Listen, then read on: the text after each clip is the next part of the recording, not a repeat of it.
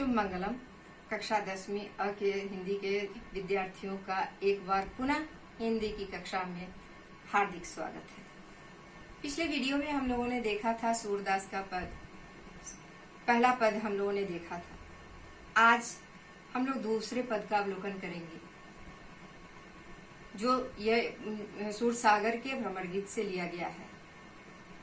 इस पद में भी सूरदास ने गोपियों के विरह की व्यथा का वर्णन किया है। गोकुल से मथुरा जब चले गोपाल रथ को जोड़ के, देखा न पीछे मोड़ के, ऐसे गए दिल तोड़ के, परसों की कह के चल दिए काली कमलिया ओढ़ के, और फिर कभी नहीं आए।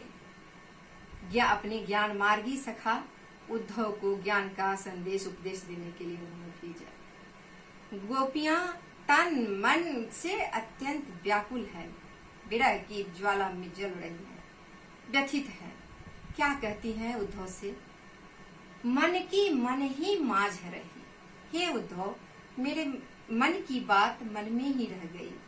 कहिए जाय कौन पै उद्धव नाही पड़त कही। मैं किससे अपने मन की बात कहूं, कहा नहीं जा सकता। मन का दर्द मैं किसे बताऊं, व्यथा किसे कहूं। श्री कृष्ण से अपने मन की बात मैं कह नहीं सकी, और अब तुम आए हो योग का संदेश लेकर। मैं क्या कहूं, अवधि आधार आस आवन की तन मन व्यथा सही। आज तक एक समय ही आधार था कि श्री कृष्ण अब आएंगे, अब पहुंचेंगे, अब पहुंचेंगे, अब हमारी पीड़ा को दूर करेंगे। आशा पड़ी तो आशा ही जगत के जीवन की परिभाषा है, और आशा पर ही तो विश्व टिका हुआ है। लेकिन कृष्ण नहीं आए, निष्ठुर बने बैठे रहे मथुरा। अब इन जोग संदेशनि सुनी सुनी विरहिन विरह दही। और तुम्हारे द्वारा योग का संदेश सुनकर हम विरहिणियों की विरह की व्यथा और बढ़ रही है, पीड़ा और बढ़ रही है। ऐसा लग रहा है मानो विरह की ज्वाला में तुमने घी का काम किया। किसी कवि ने कहा है, किसी शायर ने कहा है, जुआ से हर घड़ी उद्धव वही प्रीतम निकलता है। कहो जाकर मिले हमसे, नहीं तो दम निकलता है। किया क्या जुल्म यह हम पर, कहा करते थे क्या हमसे। वफादार इस जहां अंदर मसल है कम निकलता है। अरस्तु और अफलातु, ये दो नाम जो है ये फिलोसोफर है, दार्शनिक है।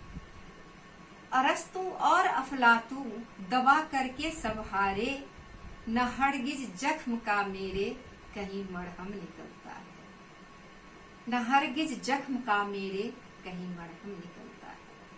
कहो जाकर जरा उद्धव, प्यारे कृष्ण से अर्जी मेरी तरफ से बता देना। मिले एक बार, क्या तड़प है, मिले एक बार, और एक बार भी नहीं आए। मिले एक बार फिर वरना जिगर से दम निकलता है, जिगर से दम निकलता है। इस तरह की पीड़ा का संचय गोपियों के मन में है। मिलन में प्रेम का जो हम संचय करते हैं, विरह में हम उसी प्रेम का उपभोग करते हैं, उपयोग करते हैं। मिलन की घड़ी में जो प्रेमालाप होता है, विरह की घड़ी में वही प्रेमालाप विषय बन जाता है। उसी चर्चा का हम उपभोग करते हैं। तो यहाँ गोपियों का प्रेम, गोपिकाओं का एक निष्ठ प्रेम, निश्चल प्रेम प्रकट हो रहा है। अब इन जोग संदेश सुनि सुनि बिरहिन बिरह दही। अब ये जोग का संदेश सुनते सुनते हम बेरहनियों की दशा अत्यंत बेचैन कर देने वाली है। विरह की ज्वाला में और जल रही है। किसी कवि ने कहा है, विरह के विरहावस्था का वर्णन किया है और किसी विरहिणी नायिका का वर्णन किया है। आप देखिए, एक कागा तू खाइयो चुन चुन खाइयो मांस, दो नैना न खाइयो पिया मिलन की आस। इस तरह की स्थिति हो गई है कि विरहिणी नायिका अपने आप को संभाल नहीं पाती है। कौए उसके शरीर पर मंडराते हैं। मांस खाने के लिए लोलुप कौए से विरहिणी कहती है कि सारे शरीर का मांस खा लो, लेकिन मेरी दो आंखें नहीं खाना, क्योंकि ये इन आंखों में वही तड़प है, वही प्रतीक्षारत आंखें प्रिय के आगमन के लिए बेचैन है, अपलक निहार रही है। यहाँ वही विरह हम देखें।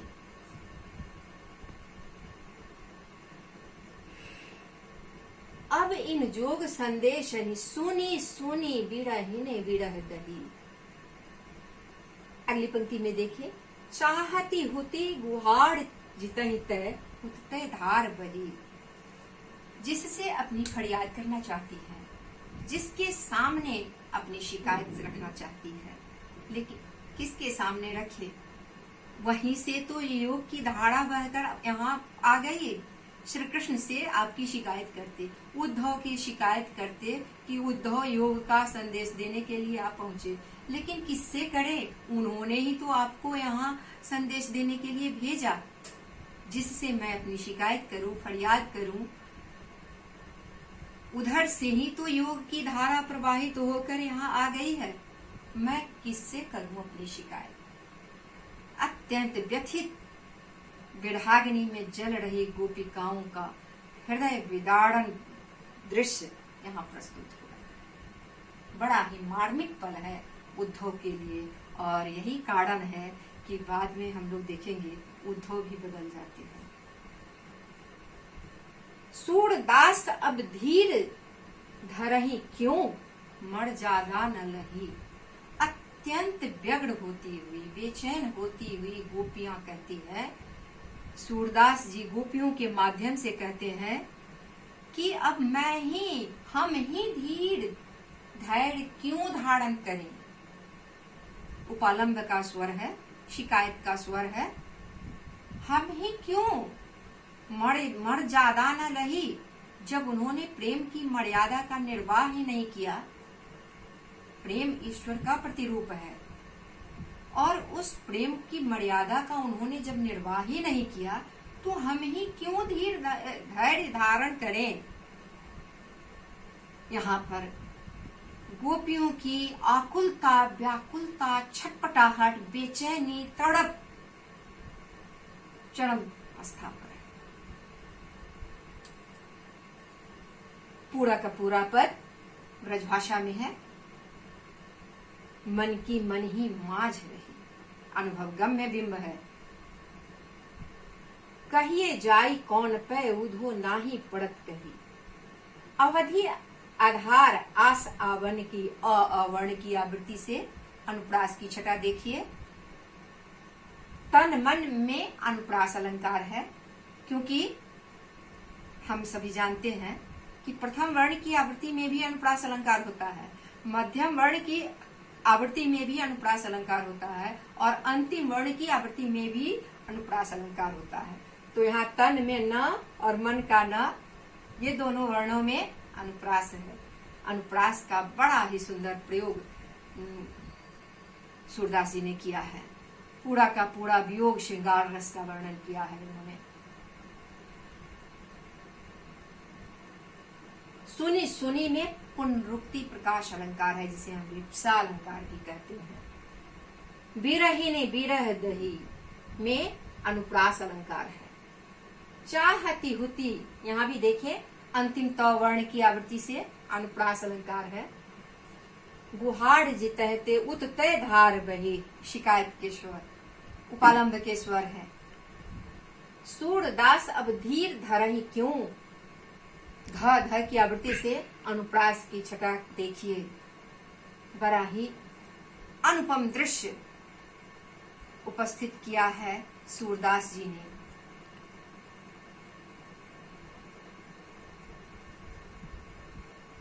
इस प्रकार उनके पद में, सूरदास के पद में हम विरह की व्यथा देख रहे हैं। धन्यवाद।